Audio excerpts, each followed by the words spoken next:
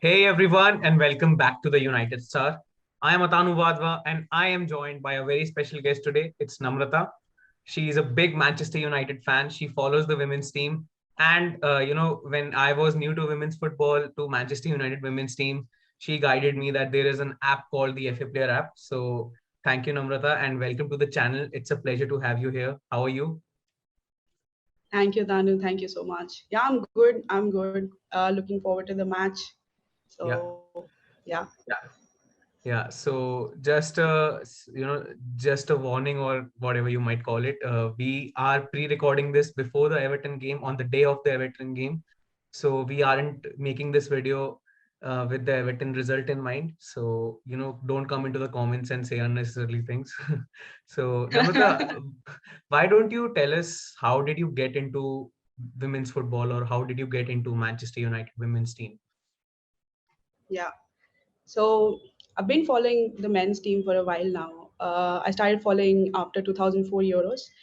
And the, I don't know, the weird thing or whatever you want to call it was that with the men's team and women's team, I started following the team because I just randomly came across an international tournament.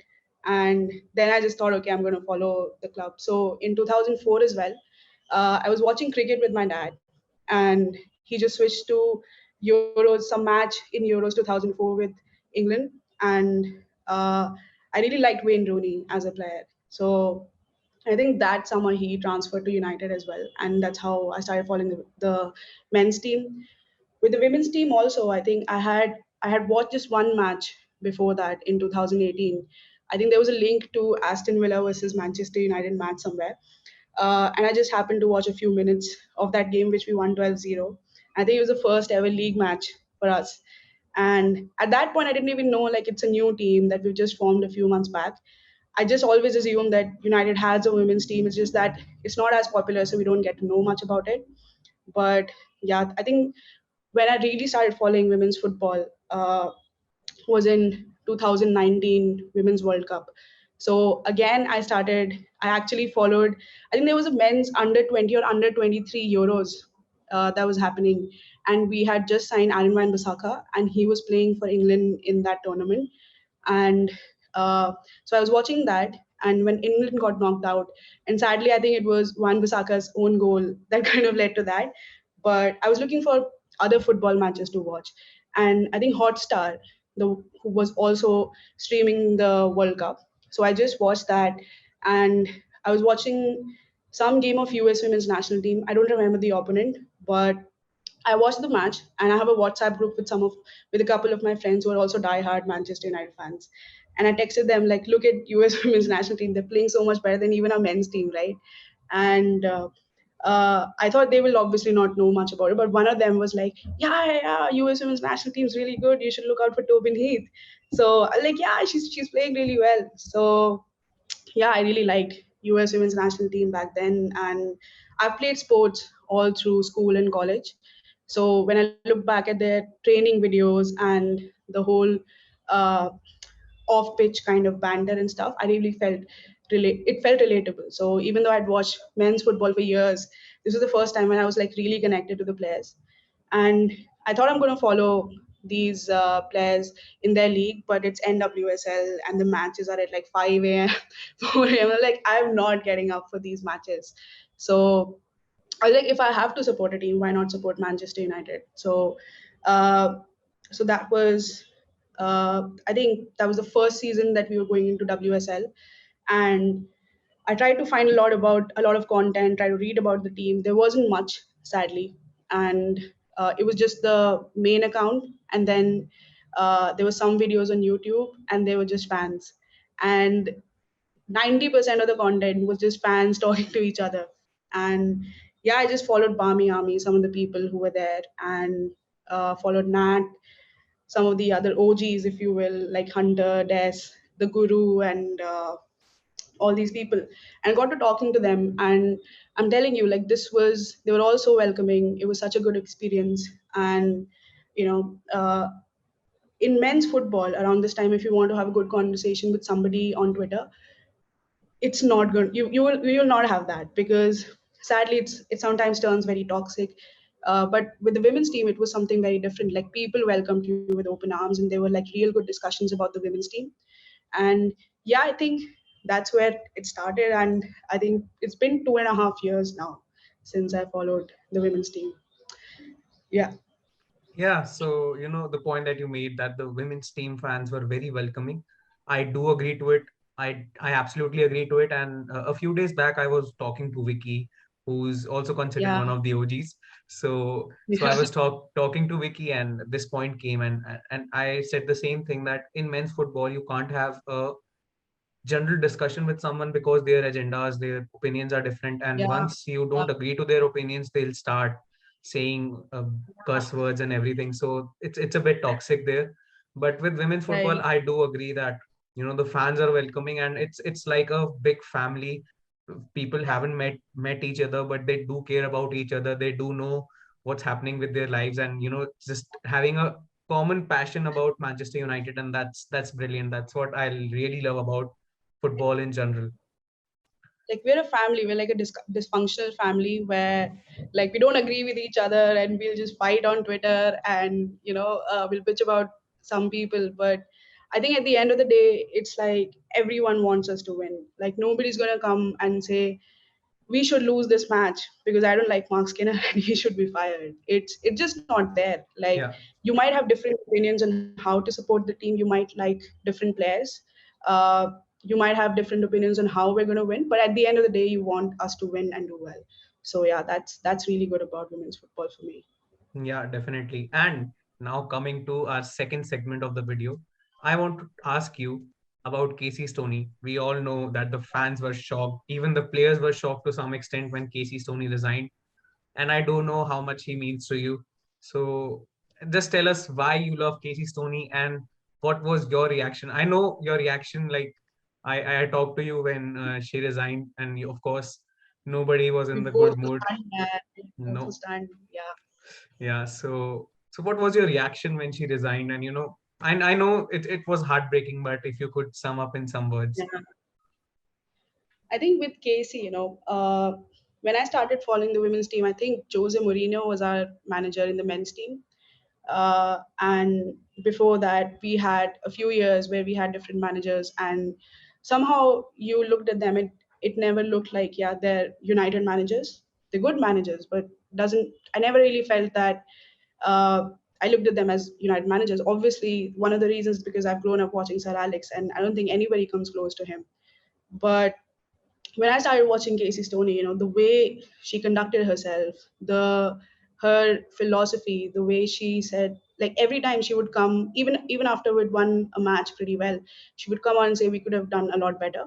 Obviously, she had a lot of mistakes and issues in her. She was a manager who was learning her trade, but I think I really looked up to her. And for me, actually, because uh, so working in corporate and all of that, you don't have a lot of. You look at Casey and she was a really good leader and she was a good manager. And I looked up to her because of her leadership style, because she was one of those she wasn't one of those managers who would be like really ruthless and win at all costs. She also took care of her players and she always put the players well-being before her. And for me it really resonated because whenever you have like any course or any lecture or any video about good leaders, uh, that's what they talk about. They talk about you have to manage the people who are working under you. You have to really think and care about them. And I think that's something that resonated with me. So even personally, I really looked up to her a lot. And so I think when she resigned, yeah, I'll tell you. So we were chasing top three, and at one point it looked like it's in the bag. Uh, but then finally, when it became obvious that yeah, we won't win, we won't get into top three, and everyone was really disappointed. Everyone was talking about, well, will Tobin and Press resign for us or not?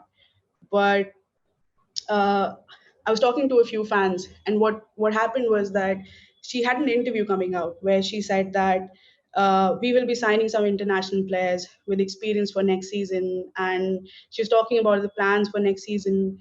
And I talked to some fans, and we had kind of convinced ourselves to become positive again. That yeah, okay, maybe this season is the first season in WSL, so it's fine even if we don't get top three, but next year it looks like, okay, if we do this, if we do this, if we do get these kind of players, and Casey is getting those players with international experience, we will definitely be in top three. Just give me a second. Yeah, sorry.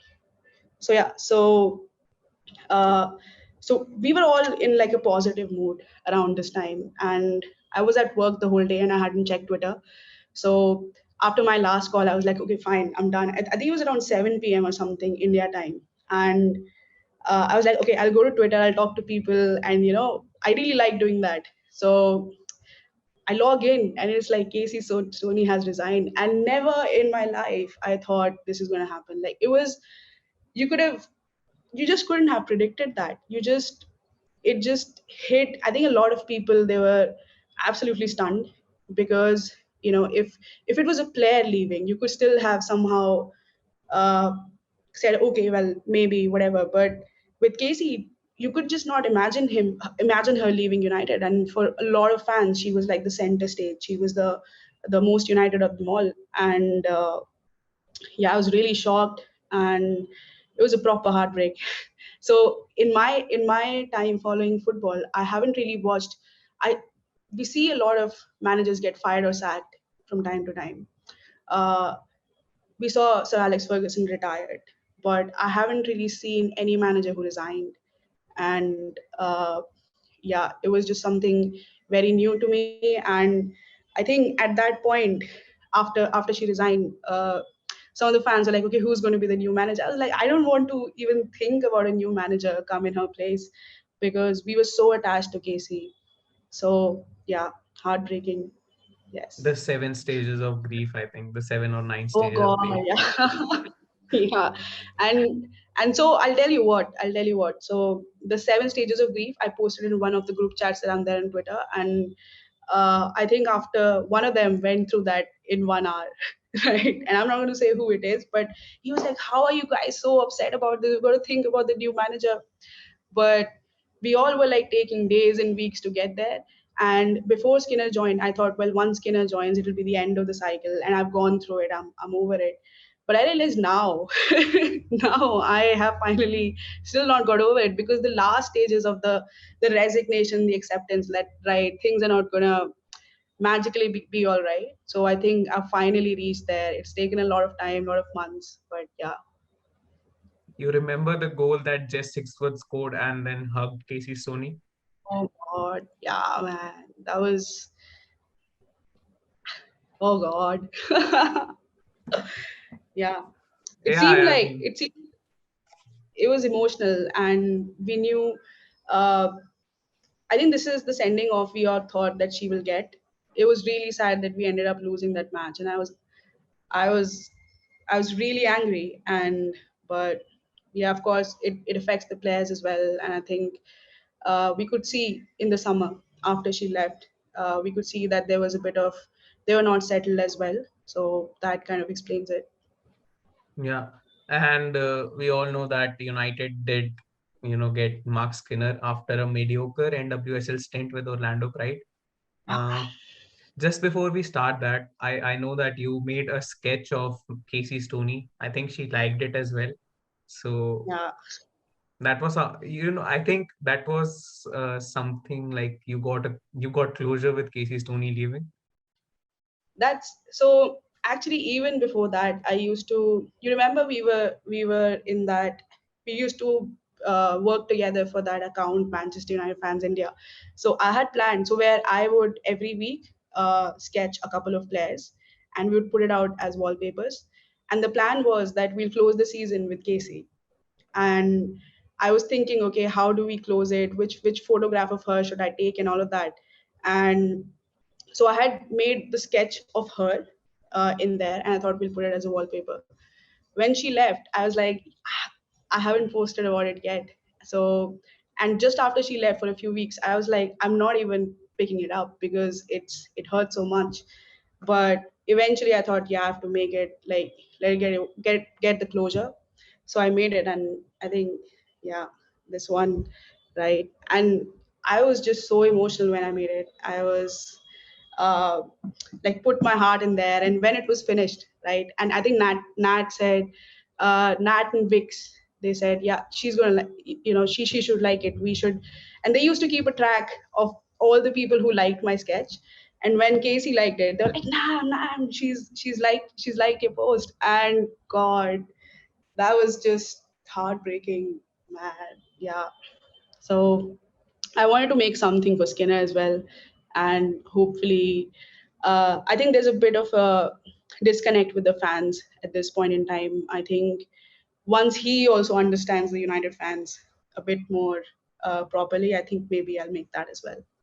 Yeah, I do think he's a bit disconnected with fans, and we'll get to the point. Yeah. But Mark Skinner coming after a not so convincing stint with Orlando Pride. For me, I didn't know who Mark Skinner was. I only knew that he had managed Birmingham City, and that too I got to know it from you when I talked to you. Okay. Yeah. I thought you got to know it from Google. So, No, no, no. So I knew that he was coming from Orlando Pride, and I know Orlando Pride because Alex Morgan and Marta play there. yeah, So everyone knows about Orlando Pride because of them. yeah, so I was a bit shocked because I thought uh, managing a team in NWSL, because NWSL is considered to be one of the best women's leagues. So that would have been a dream for any manager. And we know Casey Stoney has gone to San Diego. What's the name? Yeah. San Diego Wave. San Diego Wave FC. A bit like the Red Wave, termed by Mark Red. Skinner. Can't escape So waves now.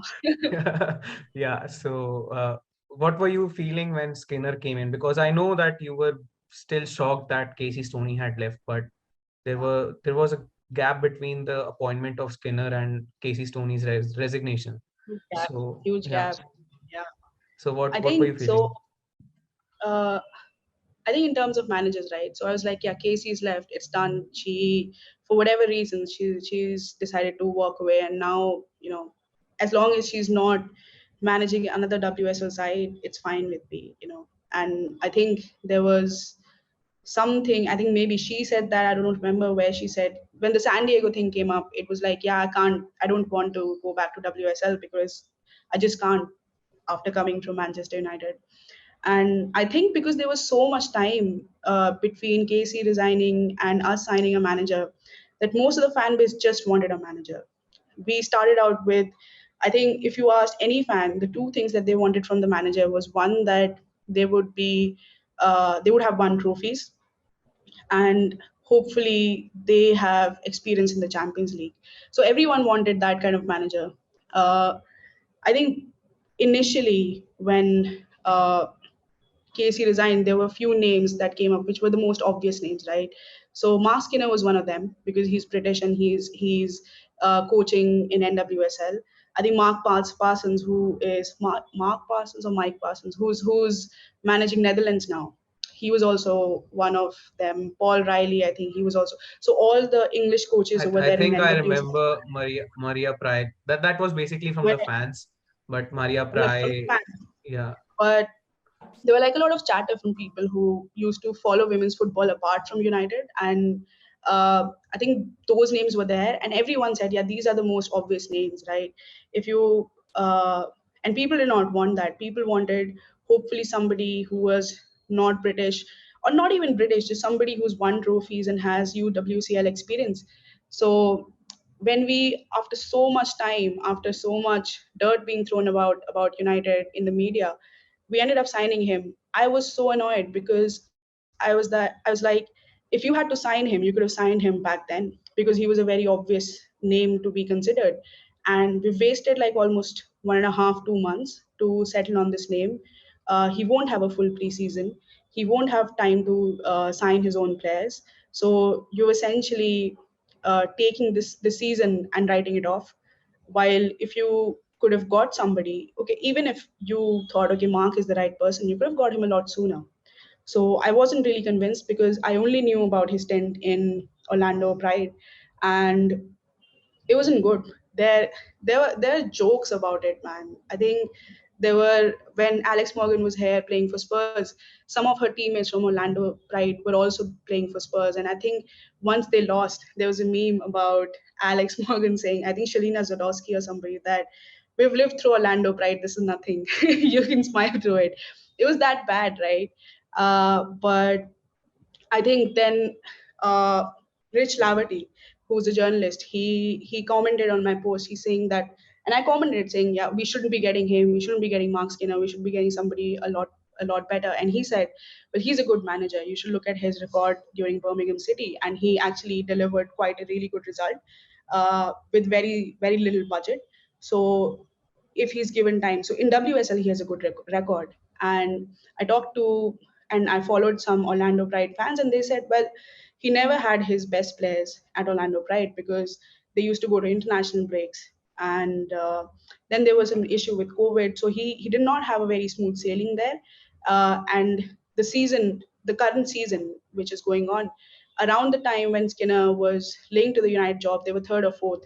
So everyone said, well, he comes in and he has his philosophy, he has a style of playing. At first, the players don't really fit in with it, so it takes time for him to get the best out of the team. And right now, it looks like, well, Orlando Pride are finally able to play to his system, and they're doing well. With Birmingham City as well. He took them when he was struggling. When they were struggling, he got some really good players. He signed some really good players. He signed Ellen White. He signed Haley Lads, Lucy Staniforth, Aoife Mannion, and he built a really good team. And he took them to fourth. The caveat is he took them to fourth in 3 years. And the only fear that I had was that in United, you're not going to get 3 years to take us to fourth because we're already in fourth. So but yeah, been eventful first few months. So the way I look at it, honestly, is, and I'm going to get some startup jargons here. So I've worked in a couple of startups, and when I was talking to Vicky also about this the other day, that when you set up the people in a startup, the way people talk about the employees, it's like there will be some people who will take a company from 0 to 1. Then there'll be companies taking from 1 to 5, and then you have 5 to 10. And a person who's taking it from 0 to 1 will really fail if they've been asked to take it from 5 to 10, because they don't have the same level of skill set. And Casey was basically the person who took us from 0 to 3, 4, 5, whatever you want to call it. Skinner himself is a person who took teams when they were at 0 or 1, 1 or 2, and then he took them to 5. But we needed to get from 5 to 10. We needed to from fourth. We needed to get to title challengers.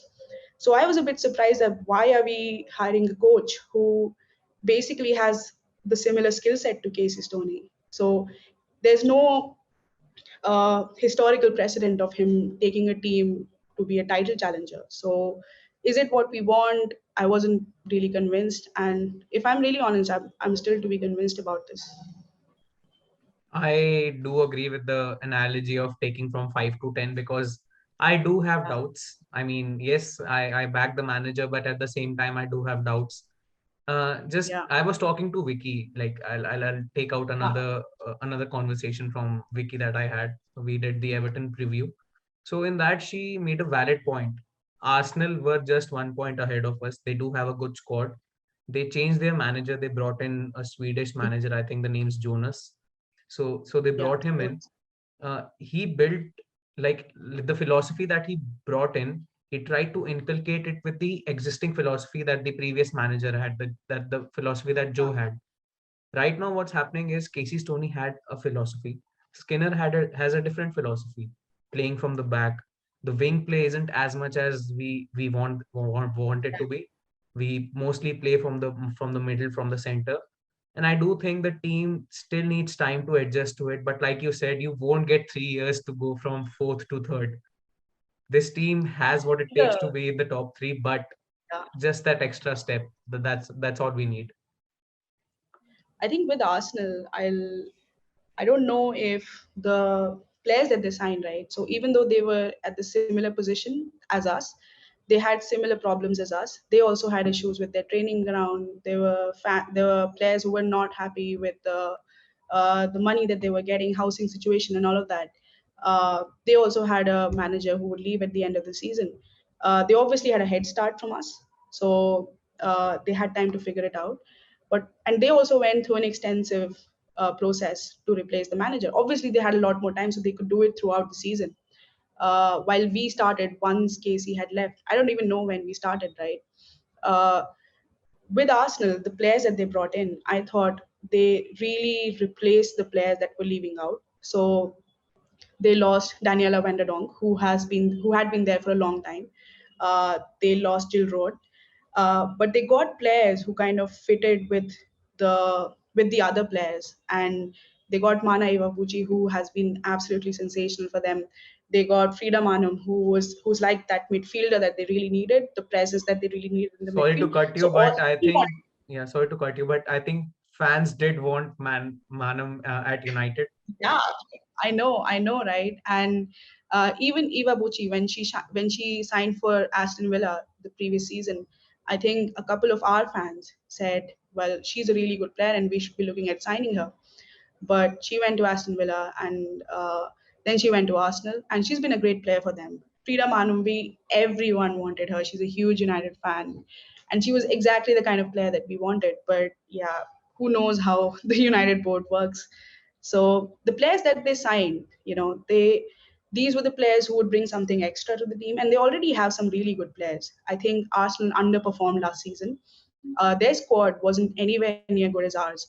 I think for the first half of the season, we massively overperformed, and Arsenal massively underperformed, and that's why we ended up with a 1 point difference. But the effort required from our end to bridge that gap, that 1 point gap, would be a really big effort, because a team like Arsenal will falter 1 season or 2 season, but then they'll get the shit up from the next season onwards. But we were the challengers, so we had to really invest. We lost Casey, we lost some of our best players. We lost LJ, we lost Tobin, we lost Press. Some of our OG 21s left us. Amy, And Amy left us, Amy Turner left us, Jess Sixworth left us.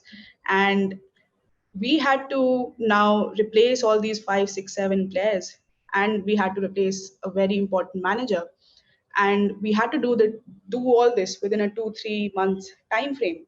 And I'm saying that the players that Casey Stoney has brought in, these are good players, right? Aoife Mannion is a good defender, she's a good replacement to Amy. We have Martha Thomas who's come in. Wildeberries are definitely a lot better than a lot of our midfielders, but she doesn't get to play. That's a different point. Uh, uh, Hannah Blundell has been in amazing form. So she is brilliant. Sophie Backley, she is good enough to be number one in most teams. She's a number two. So the players that she's brought in are really good. But those players like LJ, Tobin, and Press, they haven't been replaced. So it was always going to be a very difficult situation for us this season. We thought when Skinner comes in, he's gonna get some of his players, but he hasn't. Maybe he'll do that in January. But yeah, Arsenal are way ahead of us right now, even though they also drew to Spurs. But they have Champions League. They have a lot of fixture schedule. We don't even have that. Uh, so yeah, uh, I I think don't know how to say. the way they got Tobin Heath, the way they got Nikita Paris, Yeah, I think uh, they strengthened every part of their squad. right. I know the defense is already good, but yeah, I mean, getting those basically Yeah, replacing Van de Donk was the biggest thing that they had to do, the biggest right. aim that the new manager had to do, and I think he did that pretty well, and they are cruising. I think they are the title Yeah, favorites right now, along with Chelsea, and maybe Brighton are also being the dark horses right now. I don't know. Nothing is going our way, and it's like Skinner is getting the chances. Skinner is getting the chances. He got the chance against City. 10 men, yeah, 10 down to 10 players, and not at their best. Their squad depth wasn't as good as they wanted it to be. Drew 2-2. The Durham game, yeah, I get it, but of course, 1 point drop there as well, even though we won. yeah. Uh, the Spurs game, 1-0, super comfortable according to him. I don't know how. Oh God, I don't want to get into a rant about that, but uh, I think I came on the AFU podcast recently and I said, can we get top three? Uh, and if you look at last season, we didn't get top three because we lost to Arsenal or we lost to City or we lost to Chelsea. We did not get top three because we lost to Brighton, because we lost to Reading. And I said, right now, we have only lost to Chelsea. We've drawn with Man City. So points wise, we are fine. So going forwards, we have to make sure that we don't drop points against the non-top three sides. And I think 2 days after that, we dropped points against Spurs. First time ever. I think we didn't even lose to, we beat Spurs. Yeah, Spurs were obviously with us when we were in It championship, but I we've never think lost to Spurs. it was the first point that Spurs got ever since they faced United. Yeah, exactly. So I understand about Durham because even when we were in championship, we found it difficult to play against them. It's a very the surface wasn't that great, and the Durham are like a really physical side. So I kind of and it's Conti Cup. Most I don't think United really like the Conti Cup. So, but the Spurs match, right? The worst thing for me for Spurs match was how comfortable the players looked. Uh, we scored one goal because of Alessia Russo being absolutely magnificent. But you take that one moment of brilliance away, and I was so mad. Like the Spurs players were so confident against us. They were so. When Marc Skinner says we were super comfortable, I don't agree with that. I think it was Spurs who were super comfortable because they knew that you could play this whole 90 minutes again and we would still not score a goal. We would still not go for a win. And yeah, they got the points. So it's for me, it's not about dropping points, right? It's about the mentality that if you have dropped points, you say, right, we weren't good enough and we have to improve. If you keep on saying, well, the stats were good and we dominated the ball and we looked super comfortable, that's not gonna hold water when you play against Arsenal, or even if you play against Man City now that they have a few of their players back, it's gonna it's going to be really difficult. And that's the one thing which Casey had, thankfully, that she never hid herself. She used to never hide. If Casey was the one who was taking this interview, she would say, well, no, nowhere near good enough. She wouldn't throw any player under the bus, but she would take it upon herself. She would say, okay, we'll look at where we went wrong and we'll try to improve upon that before the next game. But this time, she would never say, yeah, we look comfortable. Look at our stats. Look at the possession. She would never do that. And I'm not saying that Skinner used the word super comfortable, not even comfortable. too comfortable, man. That's horrible. And I'm not saying that he has to. I think it's a little bit unfair of us to compare him to Casey as well. But it is what it is. He is stepping into the shoes of a manager who's not only so the expectations that we have right now are all because Casey was able to manage those expectations. She was the one who brought along that expectation because season after season, she over delivered. So the first season in WSL, most people thought we'll finish fifth or sixth. There were fans who were saying we'll be relegated as well. But she got us fourth, and we only lost by one goal margin to the top three. We beat City in our first season in WSL. Uh, Second season, first half, top of the table. Nobody thought that. She got that. So the expectations that the fans have is because Casey brought them. So even though I don't want to compare Mark Skinner to her, but I just want him to play his game, do his thing, but maintain that basic level of expectation that fans have from the team. And the thing is, fans saw the match, and not a single one of us thought that it's super comfortable. So if you're coming in here and saying, well, it's unfair that fans are criticizing, it to me it looks like you're saying, well, fans don't really know football, and it just seems a little demeaning. That's all I'm saying. Yeah, I think it seemed like he was taking a dig at the fans, and that's not something that he should be doing because, of course, he's still building relationships with the fans. And to Yeah, the point that you right. made, of course, we weren't super comfortable. I do feel a lack of cohesion in the team right now. There's no balance in the team. Um, Yeah, of course, I'm not going to single out one player or the performances haven't been at the top level. Some players haven't been at their A game, and I get that. I also get that Skinner is a new manager. Of course, it'll take time. It'll take him some time to inculcate the values that he wants to do. But right. like you said, Casey Stoney build those expectations for us. Skinner also needs to understand that he has to take us to from 5 to 10. He can't be the manager Yeah, who takes us from 5 to 4 or 5 to 6. don't I think with him, one of the things but that a lot of fans have said is, and when he came in, he said this club has really solid foundations. Casey's left us with some solid foundations, so he just has to build it up. But it feels like sometimes he's trying to reinvent the wheel. Like he's thinking of building his own team, and he has every right to do that. He's the manager now. It's up to him that if he thinks this is the way we want to play, good enough. And if he somehow manages us to get where he wants, I'll be more than happy. The only thing is, till the time we are reaching there, there have to be a minimum level of standards that have to be maintained.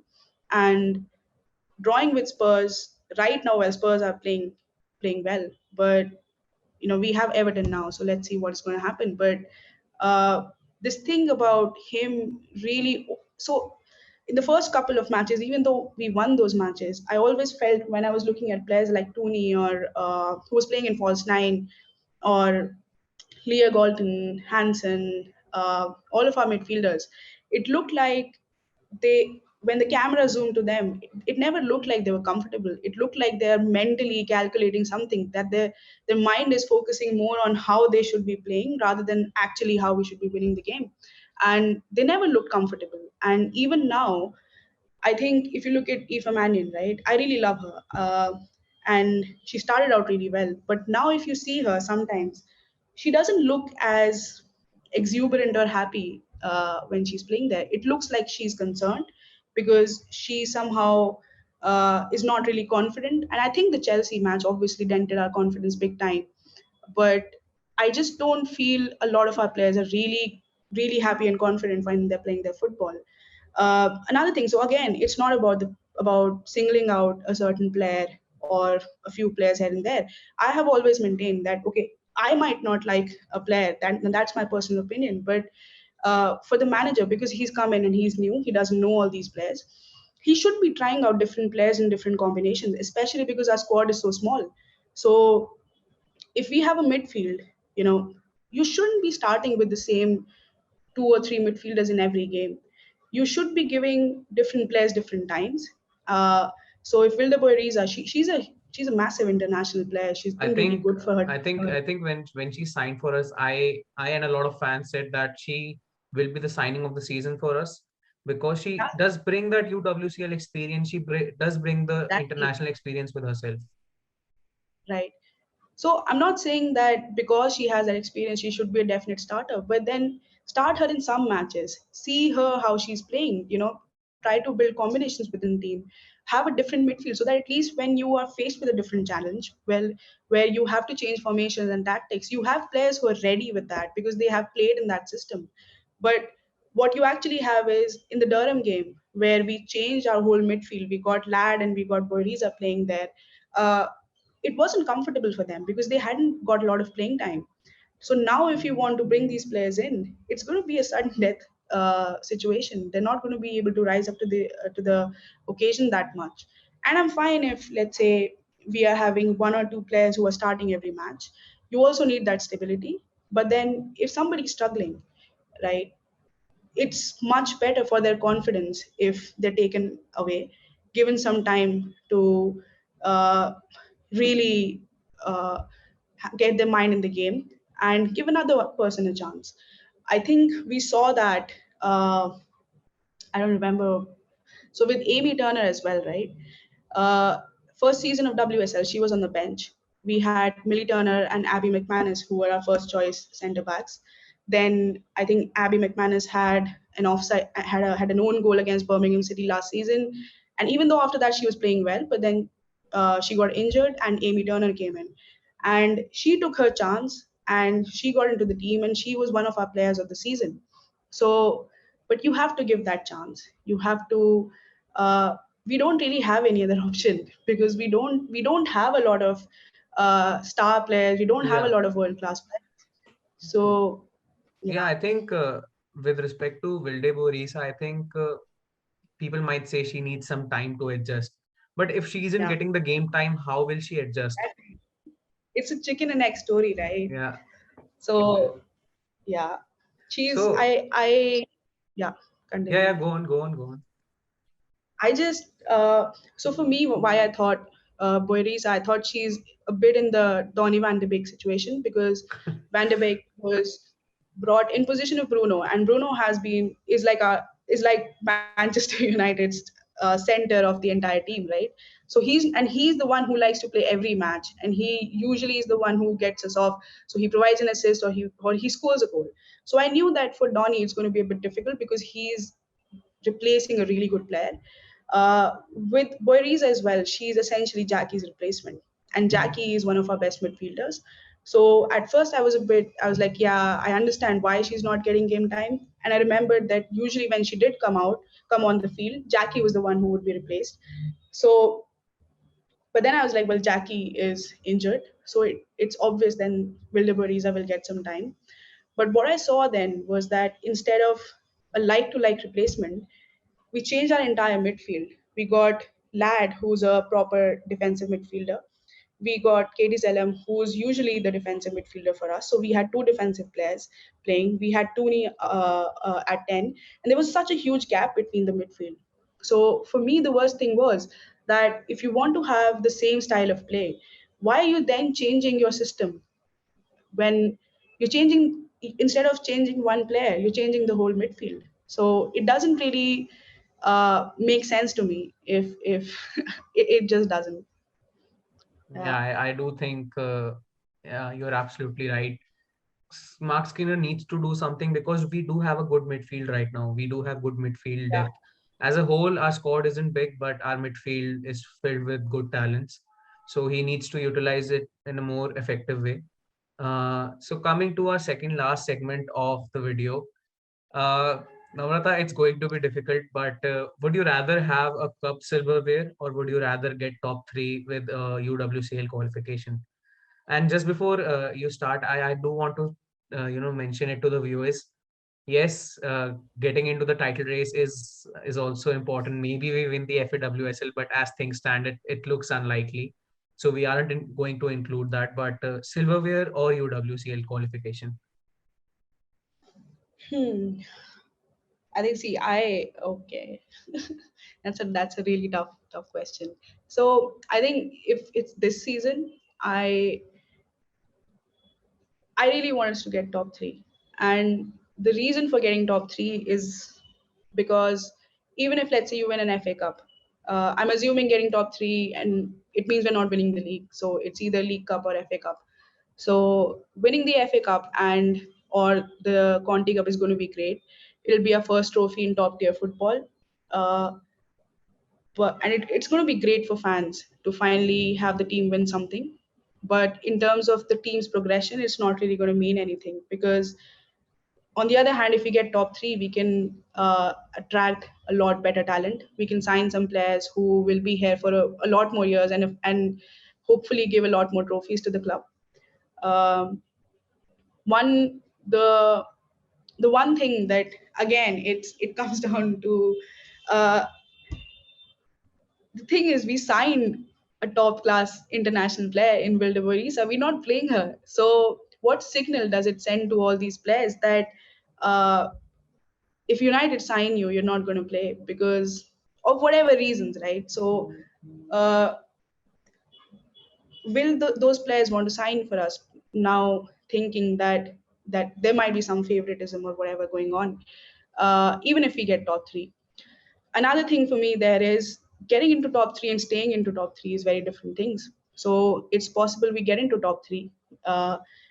There's a qualification process, there's a league stages, and because of UWCL format right now, you meet all these top teams a lot earlier now. It's not like the men's team where you have to get to the knockout stages to really be matched with some really good teams.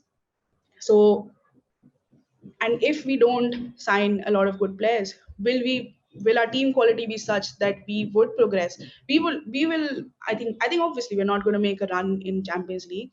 uh, our squad depth isn't good enough that we can sustain a packed schedule. So we will be in Champions League, and then we might be losing matches in the league, or then we might have to make a decision. Okay, do we still play for the Champions League, or do we do our focus shift there? It's possible we play in the Champions League and then we finish out of the top three, and again, then the whole circle repeats itself. Try to get qualification, get in there, lose top three, get back up. So till the time that we are a team who can sustain making a cup run in Champions League, and at the same time have a good squad depth to be able to get top three in the league as well. I think that's where we want to be. Ideally, even with Casey, even if Casey was the one, it would have taken a few years. You know, if let's say Skinner wasn't there, and if Casey was given this squad, uh, getting top three would be a little bit difficult. But maybe if we did get top three, we would still be nowhere near staying in Champions League regularly. I think So it's a longer what process. you're trying to say is that getting top three should be sustainable. It shouldn't be just that we Yeah, get top three and then get go right. out of the qualification You rounds. have to be. The thing is, if you're in top three, you're the top three best sides in England. So you have to consistently get into semi-finals of FA Cup and Conti Cup, Yeah. and then you have like a 33% chance of winning it. We haven't been to a final yet. I think what I would like is obviously in the race to top three, you should be good enough to get a silverware. So you Okay. can't So be challenging for you can't be challenging for top three and losing to the likes of Durham in Conti Cup. So yeah. I don't think we are in this right now. So let's just keep this question aside. What do you want this season from United? Hmm. I still want top three. Yeah. I think it's still something which is achievable. Uh, City lost 6 points against West Ham and Spurs. We've lost 2 points to Spurs. Uh, if we are still able to somehow maintain that distance from Man City, and I think so, they're playing Chelsea, so we'll see how that goes. But I don't see if we win all of our matches against the non-top three sides, we will City will have to basically beat Arsenal or Chelsea at least twice, and I Yeah. don't see that happening. So it is still open for us. I think I did some maths and I saw that well, Conti Cup because of the whole format structure this season, unless we win against City and unless we win against all the other teams who are left in our group, we will not be able to qualify. So I don't have a lot of hopes and expectations there. FA Cup is also some competition where I really wanted us to go for it. But previous season the fixture wasn't good. We played Manchester City. Last season was the game against Leicester City where it was an emotional day. Yeah. Players somehow weren't able to step up. I would want us to in this season, whatever is left. At best, I think we should definitely go for top three. At worst, we should stay fourth. Fourth is definitely like the bottom, Yeah. bottom Below of my that, it's expectations. just disappointment. Below that, it's hugely disappointing. And Casey said getting fourth was a failure. Yeah. Getting fourth will be a success. Looks like it from this season. In the cups, I would want us to like reach a final at least. Winning it is another matter. Reach a final in a cup competition, and at worst, try to maintain fourth position. And if Yeah. that happens, it'd be a good season for us. Yeah. So segment of our video, the most important question. Namrata might not be able to answer it. I might not be able to answer it. Nobody would be able to answer it. But you can only choose one. If you are Mark Skinner and you only get to choose either Jackie Gronin or Ona Bhatia, who would you keep at United and who would you let go?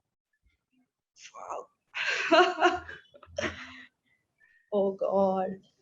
this is this is I think it's one of those questions where I don't think any United fan will be able to answer it properly. uh I think I'd keep Jackie. I love Ona, by the way. I think she brings so much to the team. uh I would want to have both of them, and I would want Ona to bring her friends as well from Spain to here. But if Yeah. I have to choose, hypothetically, I think the position that Jackie's in, the kind of midfielder that she is, you don't have a lot of midfielders like that. Like the number eight who can play those through balls is a little is a lot aggressive, and who kind of drops back and can defend as well. She played as a six for Netherlands in the Olympics, and she was pretty good. She played really well against the USA as well. That's the We reason don't get that's the reason she's considered the system of United and Netherlands. exactly. She's the system. So, and you can under Casey as well. Whenever things went wrong, Casey used to always rely on her, and it was almost always Jackie whose position was sacrificed, so she could play somewhere else. So when we had a midfield and we didn't have much forwards in second half of last season, when Casey thought we'd become really predictable, and she knew that if the ball, everyone, so everyone could see that if you target Jackie and if you man mark her, if you put 2 3 players, our whole system will collapse. So she tried to play her on the wings so she could create more from the wings, and you would have different outlets for the team. uh, whether she really fit into it, whether that worked or not, is obviously a different question. But I think the kind of midfielder that Jackie is, I don't see a lot of replacements. Uh, with Ona as well, I don't think there are a lot of replacements. She's an amazing player, but with her, I think subconsciously in the back of our minds, everybody knows that she'll go to Barcelona one day. Yeah. It might be as early as next season, or maybe she'll sign another contract for 2 3 years, but eventually she will go to Barcelona. And I think everyone is kind of convinced with that. So if I have to keep somebody now, it would be Jackie, because she can stay here for a long time. And with Jackie as well, right? So she joined us when it was her first season in WSL, and it was a huge risk. So she was the first international player, this first really world class player to take a punt on us. She was the one who, because it was and she had offers from some really good teams. She let it go and she came to United. So if I have to choose, it's a very difficult situation, but I'd choose Jackie. I'd be really, really sad. I'd be absolutely miserable when Ona leaves us. But if it comes to a choice, yeah. What about Uh, you? You have to answer this as so well. you are choosing Jackie, so I'll choose Ona. So both players can stay. God. Yeah. Yeah, but I think it's like picking your poison. Who would you let go? Yeah. Uh, I think I don't know. It's just difficult. It was easy for me to ask the question, but when I have to Not answer it, as easy when you have to answer it. uh, it's difficult because I do think just because Vilde Borisa is here right now, I would take Ona But he's Bate. not playing.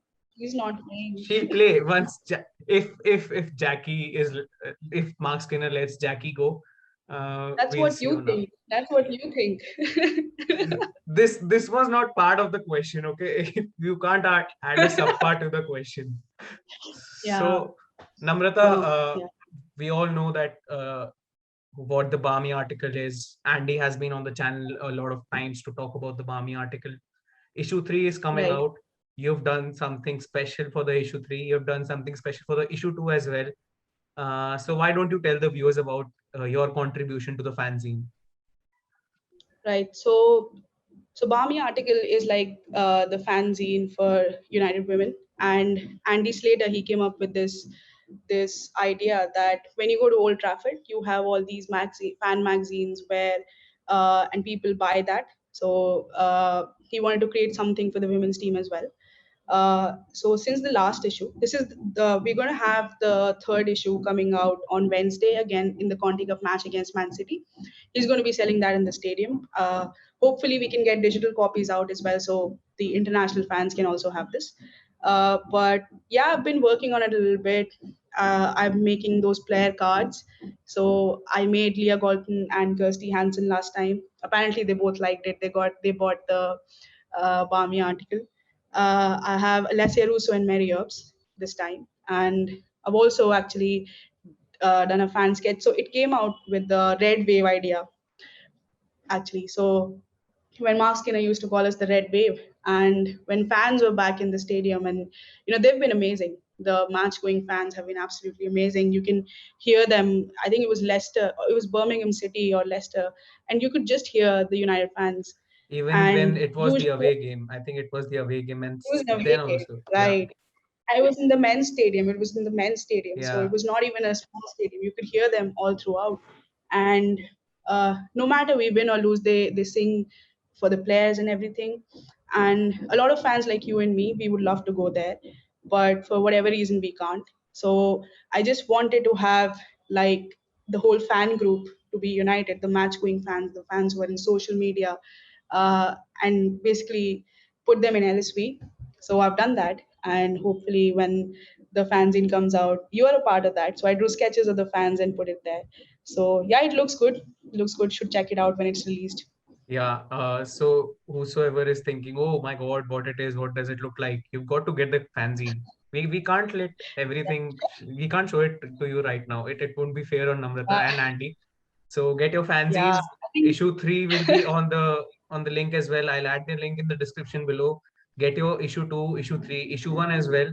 And just before Namrata goes, I just want to talk about how helpful Namrata has been for new fans like me.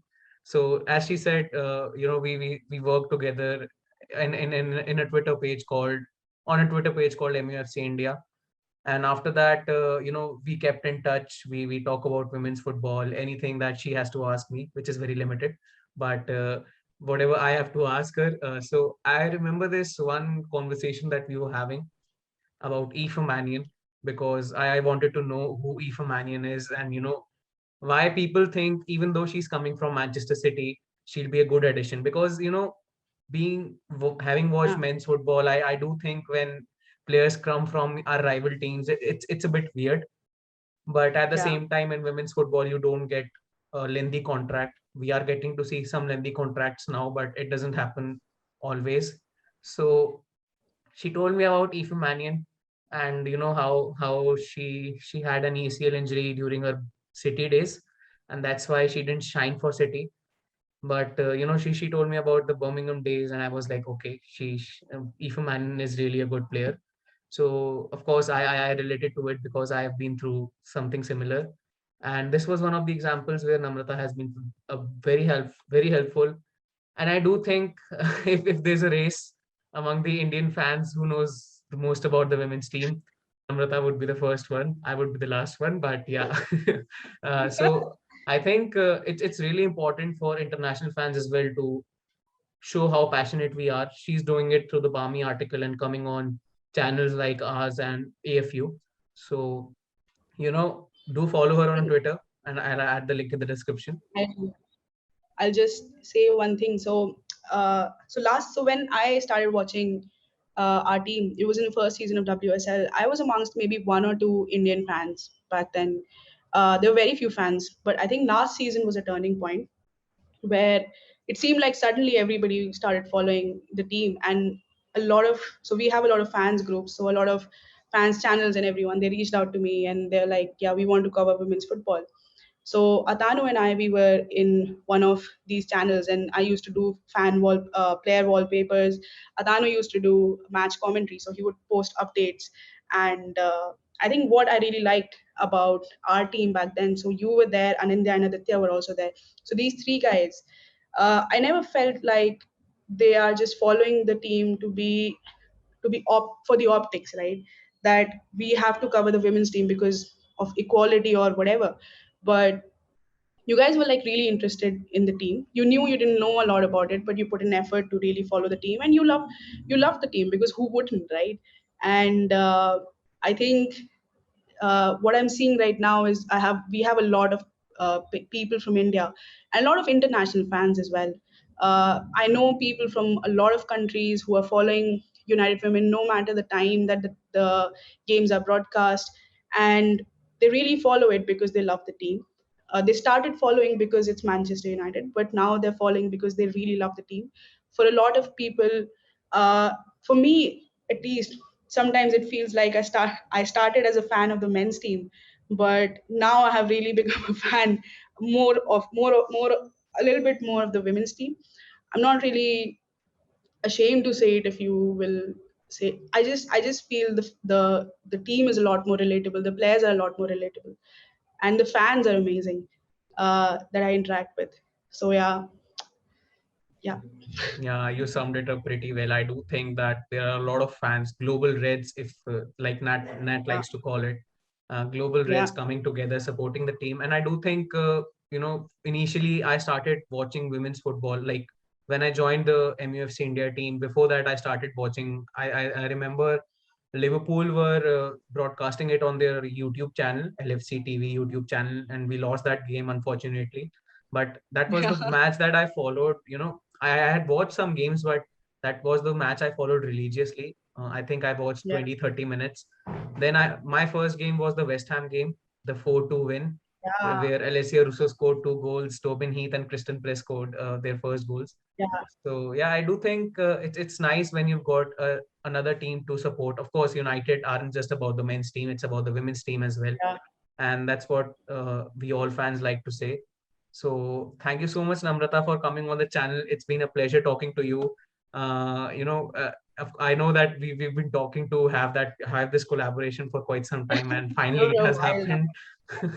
Yeah. Yeah. So Wow. thank you so much, Namrata. It's like I said, it's been wonderful talking to you, to getting to know about how you feel about Casey Stoney, Marc Skinner, how you started watching women's football and United Women. So any parting words that you might have? It has been great. Thank you so much for having me. I think we've been talking about it for weeks and months now.